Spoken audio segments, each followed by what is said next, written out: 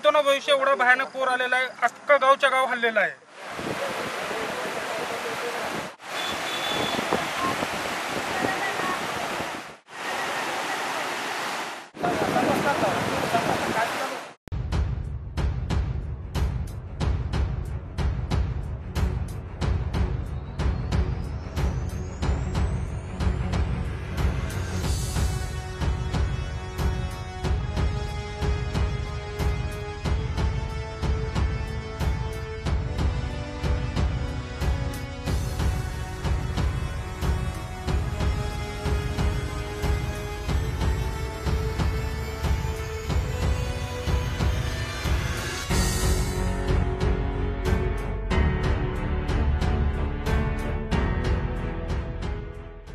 कालपासून आम्ही प्रत्येक गावाने जाऊन संपर्क साधला, त्यांना सांगितलं अशी पाण्याची परिस्थिती जास्त आहे।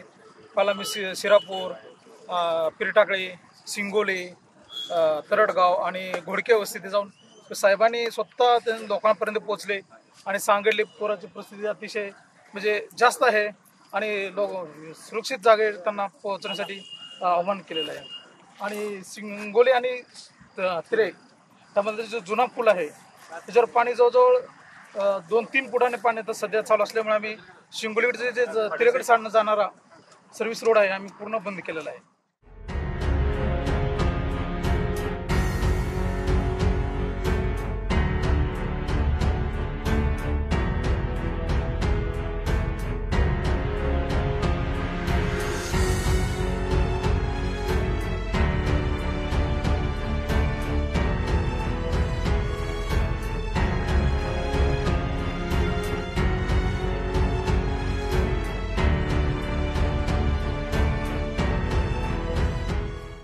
शाखे अंतर्गत इकडच्या शिंगोली, शिरापूर, पिरटाकळी तसेच इकडच्या जवळपासच्या जेवढ्या भागात नदीकाठच्या जेवढी काही गावात जिथं पाणी आलेलं आहे अशा ठिकाणची आपण पूर्णतः डीपी आणि विद्युत पुरवठा बंद करून ठेवलेला आहे।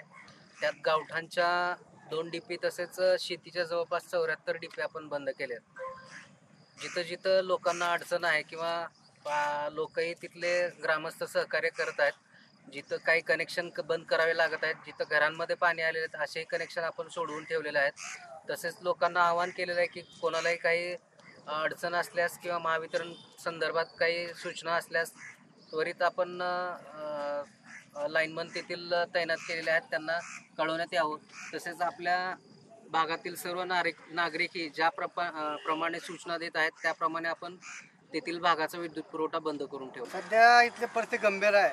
सध्या म्हणजे पाण्याचा प्रवाह नदीचा आणि त्यात पावसाचा जोर ह्याच्यामुळे सध्या लोक हैराण झाले आणि त्याच्यात महत्त्वाची गोष्ट म्हणजे काय, लोकांशीला जे प्रशासकाचं जे यंत्रणा आहे ते सगळी ढिसळीत येतं।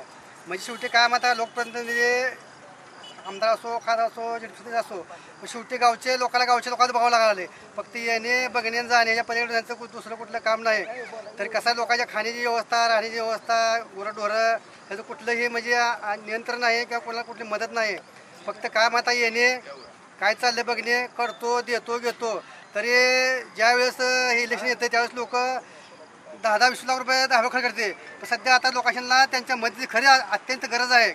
तरी आमच्या गावचे काय लोकप्रतिनिधी, सामाजिक कार्यकर्ते ह्यांनी सध्या रातभर जागण्यात म्हणजे थोडक्यात मग घेतलं आमचे ह्या दोन्ही गावचे नेते सोमनाथ दावणे साहेब हे रात्री मी बघितलो, रात्री 10 वाजल्यापासून 5:05 त्याच्या मोबाईलवर प्रत्येक अपडेट चालत होती। कमीत कमी अपडेट बघून तर लोकांनी म्हणजे लोकप्रतिनिधी इथे यायला पाहिजे काय। तरी त्यांनी घरं बाहेर काढले, लोक नेऊन सोडली, त्याची खाण्यापिण्याची व्यवस्था केली। हे खरं काम तर प्रशासक काम आहे। कुठलंही प्रशासक इथं आता पोचणं, प्रशासक इथं आले फक्त बघायला, मजा बघायला आले ही काय करते काय नाही। भयंकर पूर ह्या वर्षी आलेला आहे। आज शेतकऱ्यांची अशी परिस्थिती आहे, शेतकऱ्यांची म्हणा, ग्रामस्थांची म्हणा, भूतोन भविष्य एवढा भयानक पूर आलेला आहे, अख्खा गावच्या गाव हल्लेला आहे। शेतकऱ्यांची सगळी शेती पाण्यात आहे। आज त्याचं काय, आज एकही पीक असं नाही की जी बाबा जोमदार उभा आहे आणि शेतकऱ्याला त्यातून 2 रुपये उत्पन्न येण्याची आशा आहे। एकही शेतकरी नाही असा की ज्याच्या शेतामध्ये 2 रुपयाचं उत्पन्न येईल असा। मग ह्याचं काय, ह्याची दखल कोण घेणार? तुम्ही या लागला नदीकाठचं बघायला लागला, नदीचा पूर बघायला लागला, पण वरच्या शेतकऱ्यांचं काय? आज नदीच्या कडेची तर टोटल शेती तुम्हाला म्हणजे आम्ही सांगायची गरज नाही, तुम्हाला डोळ्याने दिसते की काय परिस्थिती आहे। अतिवृष्टी त्यांचं म्हणणं आहे की एवढे मिमी पाऊस नाही. या बांधावर बघा, शेतात उतरा तुम्हाला काय कमरे एवढं पाणी आहे का गुडघ्या एवढं पाणी आहे? मग त्याचं काय? त्या पिकाचं कोण जबाबदार कोण यायला? आता आम्ही बोलणार कोणाला? अधिकाऱ्यांना, प्रशासनाला. मग ह्याची जबाबदारी घेतली पाहिजे. आज आम्ही ठीक आहे, आमच्या गावातली नेते मंडळी म्हणा किंवा सरपंच उपसरपंच यांनी माणसांच्या राहण्याची सोय केली, खाण्याची सोय केली, पण जनावरांचं काय?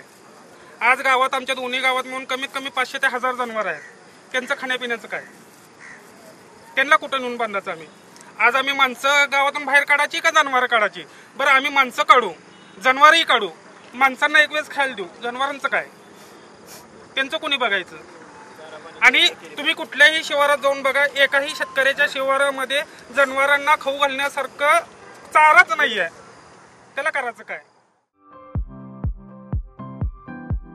खास लग्न बस्ता खरेदीसाठी महाराष्ट्रातील सर्वात भव्य दालन, भव्य बस्ता कलेक्शन, शुभमंगल सावधान, VR पवार सारीज, 275 चाटी गल्ली, सोलापूर. संपर्क 0217 274 47 96, 274 47 98 आणि 274 47 99.